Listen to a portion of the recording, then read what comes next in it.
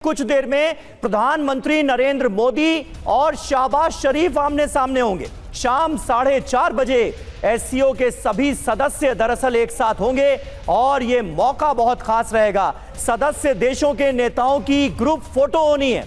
Group photo के दौरान मोदी और शहबाज आमने सामने होंगे। ऑपरेशन सिंदूर के बाद यह पहला मौका होगा, पहली बार एक जगह पर प्रधानमंत्री नरेंद्र मोदी और पाकिस्तान के पीएम शहबाज शरीफ एक साथ एक जगह मौजूद होंगे। तो अब से थोड़ी देर बाद शाम 4:30 बजे वो मौका आने जा रहा है चीन में, जब तमाम नेताओं के साथ प्रधानमंत्री नरेंद्र मोदी और शहबाज शरीफ भी आमने सामने होंगे। तो ये मौका बड़ा होगा क्योंकि ऑपरेशन सिंदूर के बाद ऐसा हो रहा है, एक मंच पर मोदी और शहबाज होंगे। 5 बड़ी बातें क्या हैं आपको बता देते जल्दी से। पहली बड़ी बात, भारत की मौजूदगी से पाकिस्तान असहज होगा। दूसरी बड़ी बात, अपनी आतंकी नीतियों की वजह से पाकिस्तान खुद घिरेगा। और तीसरी बड़ी बात, भारत रूस की मौजूदगी से पाकिस्तान की स्थिति कमजोर होगी। और आतंक पर ईरान और मध्य एशिया के देश भी पाकिस्तान के खिलाफ नजर आएंगे।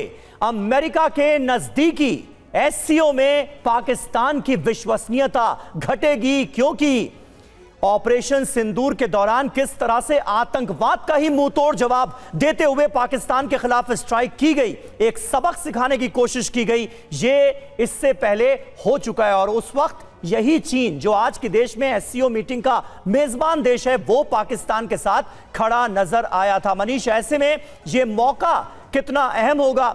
थोड़ी देर में 4:30 बजे वो तस्वीरें हमारे सामने आएंगी जब ग्रुप फोटो के लिए तमाम लीडर्स एक साथ होंगे और वहां प्रधानमंत्री मोदी भी होंगे और शहबाज शरीफ भी होंगे।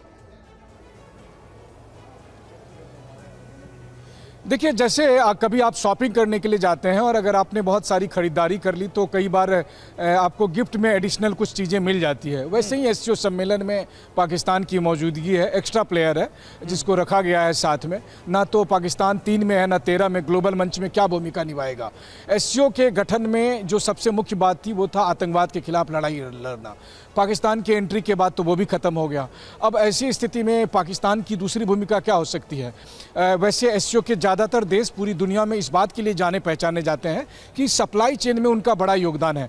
पाकिस्तान का योगदान सप्लाई चेन में है बस एक ही चीज़ कि दुनिया भर में आतंकियों की सप्लाई करना, वही उनका योगदान है। अदरवाइज उनकी क्या भूमिका है?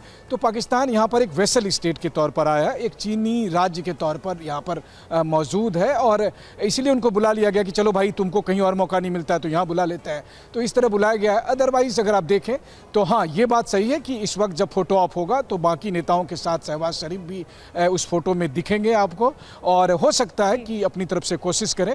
वैसे शहबाज शरीफ से पहले जब नवाज शरीफ पाकिस्तान के प्रधानमंत्री होते थे तो प्रधानमंत्री नरेंद्र मोदी के साथ उनकी डायलॉग काफ़ी कुछ देखने को मिलता था। लेकिन मुझे याद है कि जब एससीओ का परमानेंट मेंबर भारत और पाकिस्तान दोनों बने थे अस्ताना में, तब थोड़ी बातचीत हुई थी और वो एससीओ का सम्मेलन ही था। लेकिन इस वक्त हालात बदले हुए हैं। ऑपरेशन सिंदूर के बाद पाकिस्तान के प्रधानमंत्री और भारत के प्रधानमंत्री एक छत के नीचे होंगे, लेकिन कोई आधिकारिक बातचीत होगी नहीं होगी।